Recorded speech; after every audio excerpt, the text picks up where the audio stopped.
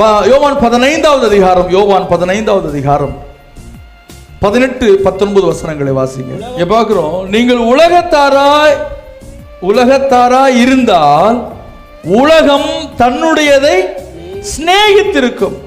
நீங்கள் உலகத்தாராய் இராதபடினாலும் நான் உங்களை உலகத்திலிருந்து தெரிந்து கொண்டபடினாலும் உலகம் உங்களை பகைக்கிறது. இப்போ புரிஞ்சுக்கொள்ளுங்க, மோசே தேவனுடைய அனித்தியமான பாவ சந்தோஷங்களை அனுபவிப்பதை பார்க்கலாம்.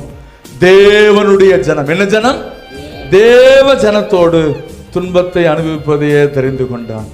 கல்லூரியில படிக்கும் பொழுது, கல்லூரியில மாணவர்கள் மாணவிகள் இருக்கும் பொழுது, பிப்ரவரி 14ஆம் தேதி சுதந்திர தினம் வருகிறது.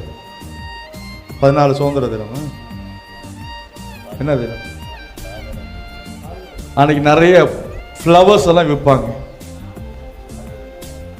அன்னைக்கு அவங்களுக்கு தான் ஹார்ட் கேர் டே. அது என்ன கேர்? அது ஹார்ட் கேர்.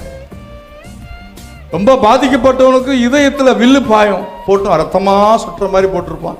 இல்லைன்னா அது அப்படி சுத்தியும் பூமாலையா போட்டிருப்பான். நல்லா கவனிங்க.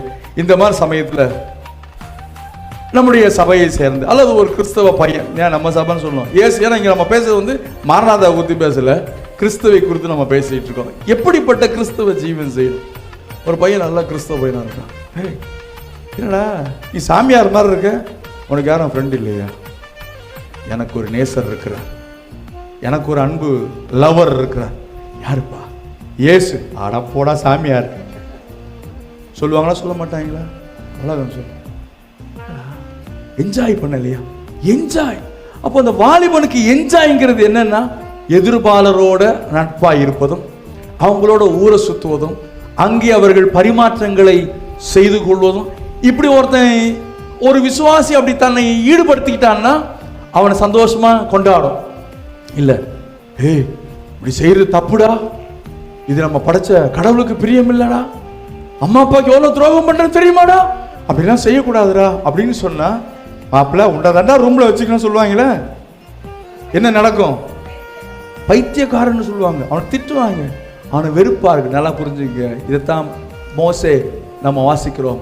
அனித்தியமான பாவ சந்தோஷங்களை அனுபவிப்பதை விட தேவனுடைய ஜனத்தோடு நான் தேவ ஜனமா இருக்கும் பொழுது இந்த உலகம் என்னை பைத்தியக்காரன்னு சொல்லும், இந்த உலகம் என்ன பிழைக்க தெரியாதவன்னு சொல்லும், இந்த உலகம் என்னை என்னென்னமா சொல்லும், எல்லாம் இருக்கிறது இல்லாத எல்லாத்தையும் சொல்லும். அப்ப நம்ம சொல்லணும், ஆண்டவரே எல்லாவற்றையும் அனுபவிக்க எனக்கு அதிகாரம் உண்டு, ஆனா எல்லாம் எனக்கு தகுதி. இது ஒரு உதாரணத்துக்காக சொல்றேன்.